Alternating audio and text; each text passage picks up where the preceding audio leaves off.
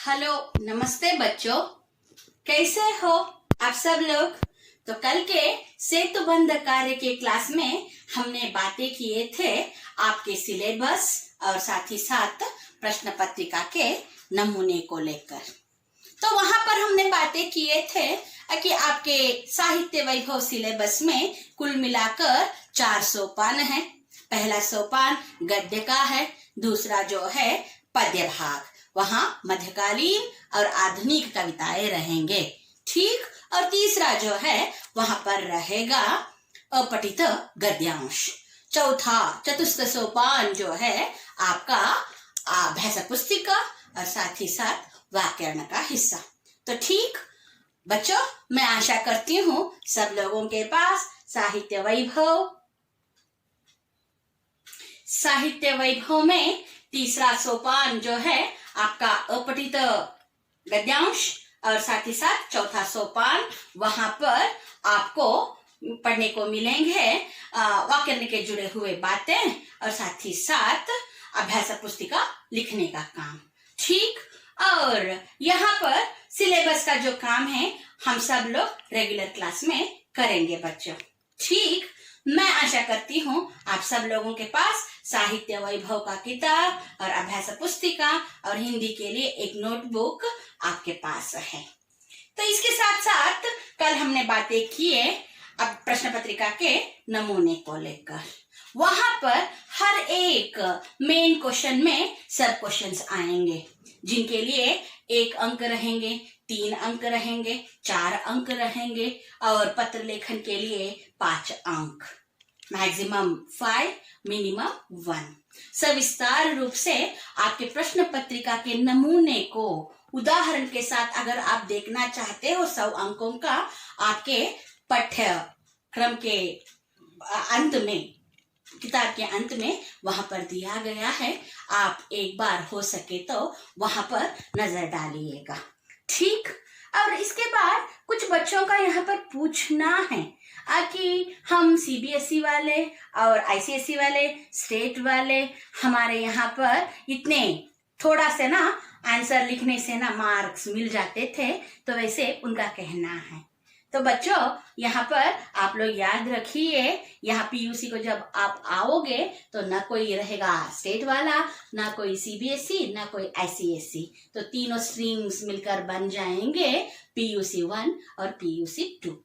यहाँ पर आप दीर्घ प्रश्नों के उत्तर लिखते वक्त अगर पूरे पॉइंट्स कवर करके आपने लिख दिया है, वहां पर ध्यान दिया है काल सूची को लेकर, कारक को लेकर, लिंग रूप, वचन रूप और क ख का अंतर, ढ ढ के अंतर को लेकर आपने ठीक ठाक लिख दिया है, तो बेशक 3 के 3 अंक मिलेंगे।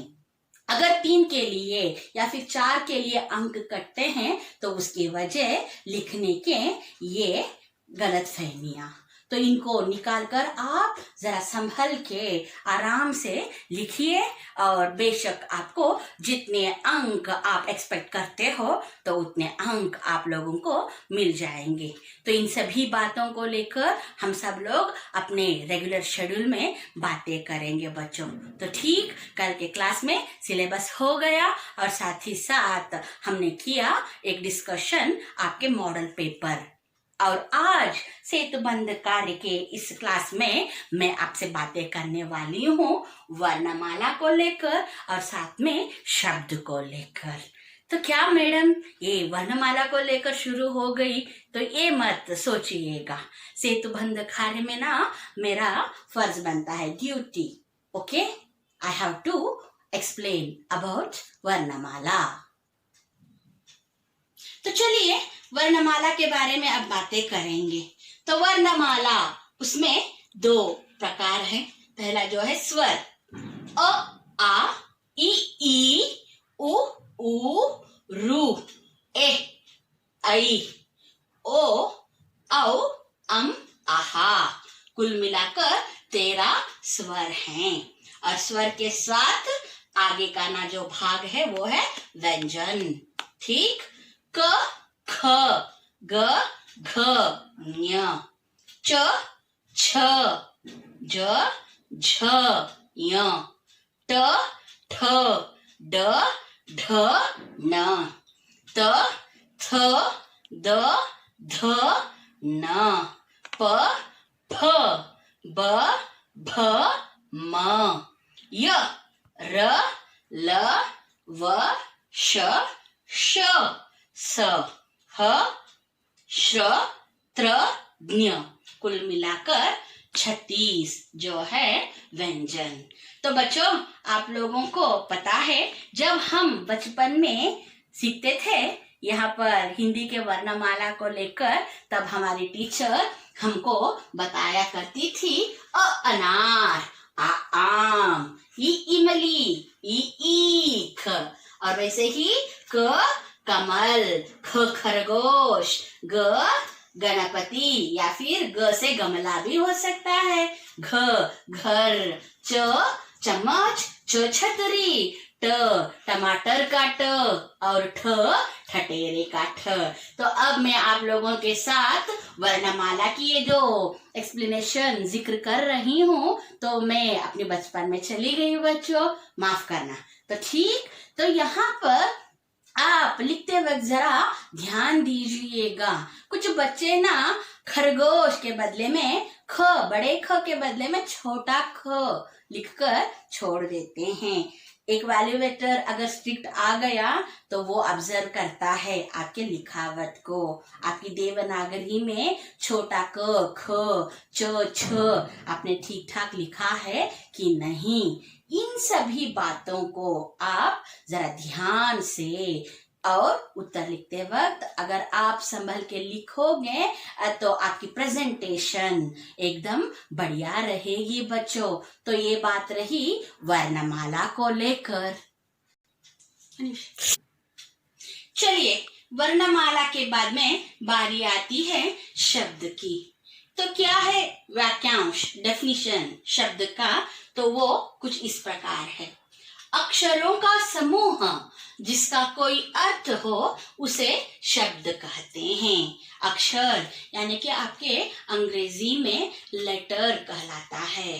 तो अक्षर उनका समूह, ग्रुप, अक्षरों का ना एक समूह मिलाकर जो अर्थ हमको मिलता है, मीनिंग हमको जो मिलता है, तो वही कहलाता है शब्द। तो शब्द का मतलब है अक्षरों का समूह जिससे हमको अर्थगर्भित एक अर्थ मिलता हो, एक समंजस सार गर्भित अर्थ जिस शब्द अक्षरों के समूह से मिलता है उसे हम कहते हैं शब्द। तो शब्द के दो प्रकार हैं, विकारी शब्द और अविकारी शब्द। क्या मैडम इन सभी बातों को लेकर इतना विस्तार रूप से क्यों बता रही है? ऑलरेडी हम इसको पढ़ चुके हैं। तो अगर यहाँ पर सेतुबंध कार्य में ना हमारा ये जो कार्य है वहां पर basic idea, bridge course about the language, तो इसीलिए क्या है यहाँ पर मैं सविस्तार रूप से वर्णमाला, शब्द, संज्ञा, सर्वनाम, विशेषण, इन सभी बातों को यहाँ पर सेतुबंध कार्य में आपसे बात कर रही हूँ बच्चों। तो ठीक, तो बीच बीच में ये जो अंग्रेजी के शब्दों के इस्तेमाल प्रयोग मुझसे जो हो रहे हैं तो पार्डन मी, मुझे माफ कीजिएगा कि आदत सी पड़ गई है। जैसे जैसे मैं साइंस कक्षाओं को लेती हूँ और साथ ही साथ डिग्रीज में लेती थी तो प्रीवियस ईयर्स, तो तब उन बच्चों से बातें कर करके यहाँ पर आदत हो गई है। तो मेरा जो मदर टंग है वो कन्नड़ है, हालांकि कर्नाटक में हूँ, मैं कर्नाटक की ही हूँ, और साथ ही साथ उस मातृभाषा के साथ साथ हिंदी पढ़ाते वक्त शुद्ध हिंदी का भी ना प्रयोग होता है, और साथ में ना अंग्रेजी के शब्द इधर उधर से आकर टपक जाते हैं, तो इसलिए तो माफ कीजिएगा। तो ठीक, तो हम बातें कर रहे थे अब शब्दों को लेकर। तो शब्द का अर्थ हमने डिस्कस किया और साथ ही साथ शब्द के अब हम बातें कर रहे हैं उसके भेद को लेकर, प्रकार को लेकर। वहां पर पहला जो भाग है शब्द का वो विकारी शब्द है और दूसरा जो भाग है वो अविकारी शब्द। हाँ, विकारी शब्द, उसका वाक्यांश डेफिनेशन कुछ इस प्रकार आएगा। जिन शब्दों का रूप परिवर्तित होता है वे शब्द विकारी शब्द कहलाते हैं। उदाहरण के तौर पर एज अ एग्जाम्पल हम ले सकते हैं संज्ञा यानी कि नाम पद, वो विकारी शब्द है। और सर्वनाम प्रोनाउन, वो भी विकारी शब्द। विशेषण एडजेक्टिव, वो भी विकारी शब्द। क्रिया वर्ब, वो भी क्या है, वो विकारी शब्द है।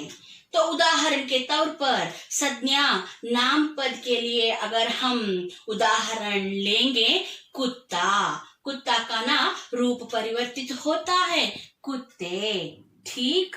और बहुत सारे संज्ञा जानवरों के नाम या फिर वस्तुएं, हाँ, तो जो रहते हैं उनका रूप परिवर्तित, संज्ञाओं का रूप परिवर्तित जहां जहां पर होता है तो वे शब्द विकारी शब्द कहलाते हैं। तो आगे सर्वनाम प्रोनाउन, वे भी क्या हैं, विकारी शब्द हैं। उदाहरण मैं का जो है मुझे हो जाएगा, तू का तुम। तो ऐसे सर्वनाम जिनके रूप परिवर्तित होते हैं, यहाँ का ये, वहां का वे, तो ये रूपांतरित होने वाले सर्वनाम विकारी शब्द कहलाते हैं। आगे अच्छा, एडजेक्टिव है ये, विशेषण है ये, अच्छा, गुड, हाँ। तो इसका जो अच्छा का जो है रूप परिवर्तित होता है अच्छे, ठीक, हाँ। तो वैसे विशेषण, विशेषण के रूप परिवर्तित जो होते हैं वे विकारी शब्द कहलाते हैं।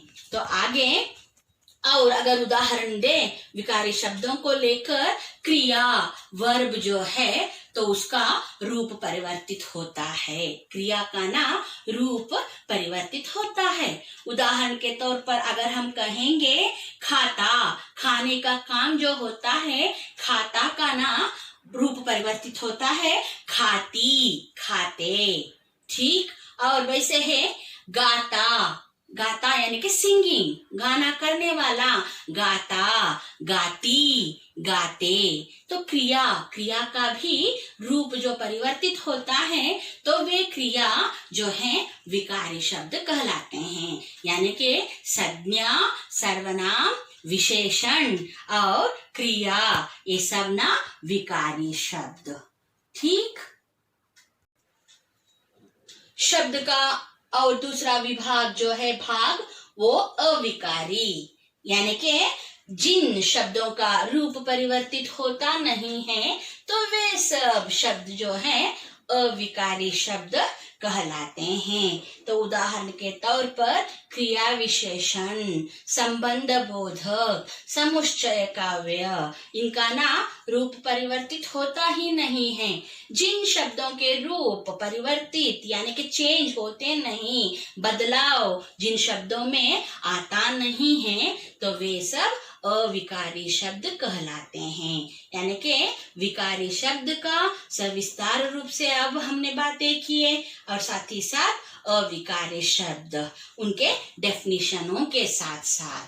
तो ठीक, आप सब लोगों से यह मेरी एक निवेदन है कि जब आप प्रश्न पत्रिका को लिखते हो, प्रश्न पत्रिका को सॉल्व करते हो या फिर आपके असाइनमेंट्स जो हम देते हैं उनको लिखते वक्त इन सभी बातों को ना बच्चों आप लोग याद रखिएगा। तो हालांकि आप सब लोग जानते हो कि किस तरीके से प्रेजेंटेशन किया जाए, यहाँ पर आप सावधानी से हिंदी में अगर आप देवनागरी को लिखते वक्त जरा अंतर समझकर लिखोगे, जो प्रेजेंटेशन आपका ठीक ठाक रहेगा, तो तब आकर आपके लिखे गए प्रश्नों के उत्तरों को ठीक ठाक मिलने वाले अंक मिलके ही रहेंगे बच्चों।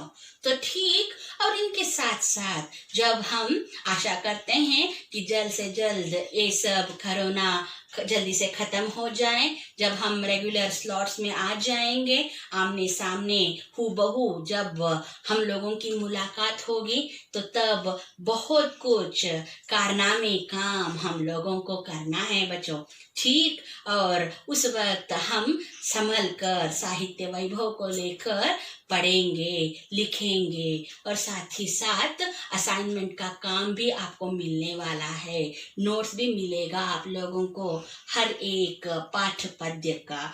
तो यहाँ हिंदी विभाग में प्रेरणा परिवार में हम 2 लोग हैं। मैं डॉक्टर प्रशांतिनी, आपकी हिंदी की प्रवक्ता, और हमारे एचओडी गिरीश मठत सर। और इस साहित्य वैभव के जुड़े हुए जो कुछ भी आपके सवाल जवाब जो रहेंगे बच्चों, बिना हिचकिचाहट से आप लोग क्या करो, आके हम दोनों को या फिर जो कोई वहां पर हम रहते हैं उनसे मिलकर आप इनको ना, इन उलझनों को, इन प्रॉब्लम्स को आप क्लियर कर लो। और अगर दुविधा एक रहेगी तो 1 से वो बढ़कर 10, 10 से 100 हो जाएगी। तो don't keep any doubts in your mind. हर कोई सब्जेक्ट, जो कोई सब्जेक्ट है, तो प्रेरणा में जितने भी लेक्चरर्स हैं आपके अपने हैं। तो इस परिवार में जब लोग आप आ गए हो, तो यहाँ पर हम लोगों का यहाँ पर ना ड्यूटी, बॉन्डेड ड्यूटी बनता है कि आपके डाउट्स उनको सॉल्व करे। तो एक बात यहाँ पर मैं आपसे कहना चाहती हूँ बच्चों, तो बुरा मत मानना, डोंट मिस्टेक, आपसे हम हैं, इस बात को आप याद रखिए। आपसे हम हैं, हमसे आप नहीं।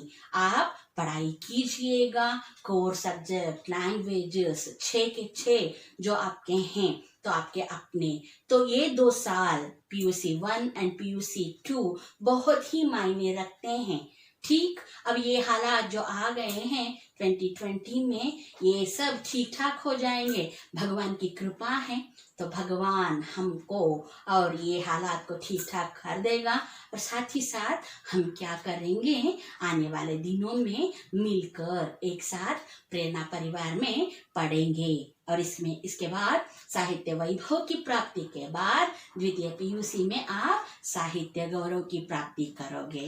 तो ठीक, तो मैं आशा करती हूँ तो पिछले क्लास का डिस्कशन और आज का ये जो डिस्कशन है, वर्णमाला, शब्द, इन सभी बातों को लेकर आप मुझसे जो आपसे बातें हो गई हैं आपके साथ, तो यहाँ मैं आशा करती हूँ किए गए ये और डिस्कशन आपको समझ में आ गए हैं। तो ठीक, तो उम्मीद के साथ साथ आने वाले अगले क्लास में और कुछ जानकारियों को लेकर मैं आपके साथ आपके सामने प्रस्तुत होंगी।